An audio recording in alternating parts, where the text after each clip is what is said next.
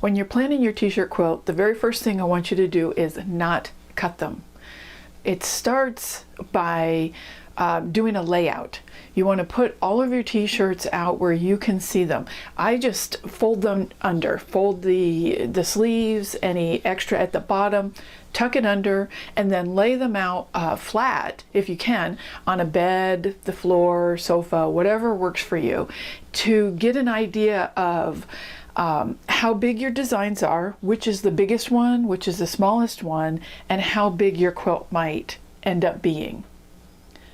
And my favorite size for a quilt, for just a lap quilt, is 51 by 68, which is 17-inch blocks finished when they're quilted and trimmed, and it is 12 blocks. Very easy to do.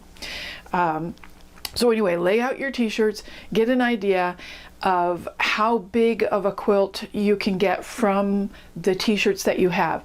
And if you want something bigger than what your t-shirts will allow, it's time to start thinking about adding fabrics.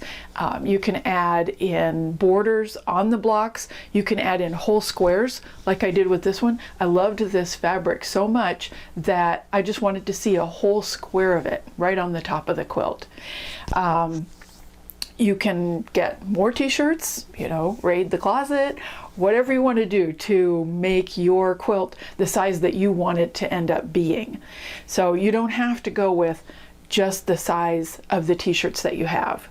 The next thing, if you are going to add fabrics, you want to think about how you're going to add them and maybe what fabrics. Like this Vegas quilt, the t-shirts are from Vegas and casinos and places like that. Well, I wanted some Las Vegas fabric to go with it. And I'm going to give you some examples of how I added borders onto some of the quilts that I've made so far. The first one I'd like to show you is this Vegas quilt. Now it's no extra fabrics other than just blocks, big huge blocks of fabric. No borders on the t-shirts themselves at all.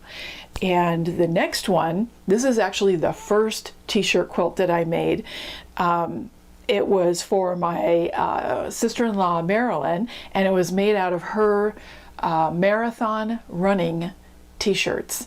And when I laid them all out on the sofa, I could see immediately this was not going to be enough to make the size quilt I wanted. I wanted to make her a bed quilt. So I went rummaging through my bundle of scraps and found some that matched a lot of the colors in her t-shirts. And I actually ended up pulling out one or two shirts because the colors just did not seem to go with everything else as it was coming together. So I washed everything, and this is a big deal. And this is part of the reason why I say don't cut right from the beginning. I want you to pre-wash all of your fabrics and your t-shirts. You may already have nice clean t-shirts, but chances are you've got some softener, fabric softener on them. And a fabric softener is going to inhibit any absorption of starch and possibly your stabilizers, and that the stabilizers, a whole nother video. So pre-wash so that your fabrics that you're using as borders or even on the back of your quilt are as shrunk as your t-shirts already are, so you won't get an uneven shrinking when you finally wash the quilt. I did this on a test piece and it doesn't look good, so you definitely want to pre-wash your fabrics on a quilt like this. So back to Marilyn's quilt. I added random strips, no measuring, nothing, just totally scrappy, added strips on until I built all of the t-shirts up. They were all different sizes. I even combined some of the littler bits off of her t-shirts into one big block. So that's one option. Now the next one, Penny, She only had 4 of these t-shirts and she treasures them. She just wanted a wall hanging. That's it. But she wanted it a little bit bigger than the t-shirts are. So she ended up adding borders all the way around, not just 1, 2, 3 borders around her blocks, and then layered and quilted and joined them. And I think it turned out really, really nice. Penny's very happy with her quilt. And then the last one, these Alaskan t-shirts.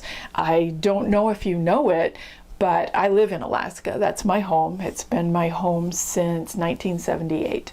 And so I have all these Alaska t-shirts.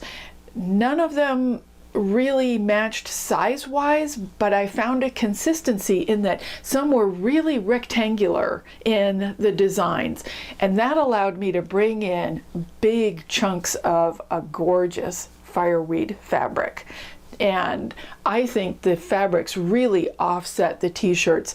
This is actually more fabric quilt than it is a t-shirt quilt, but working with big chunks of fabric and big chunks of t-shirt, it went really, really quickly.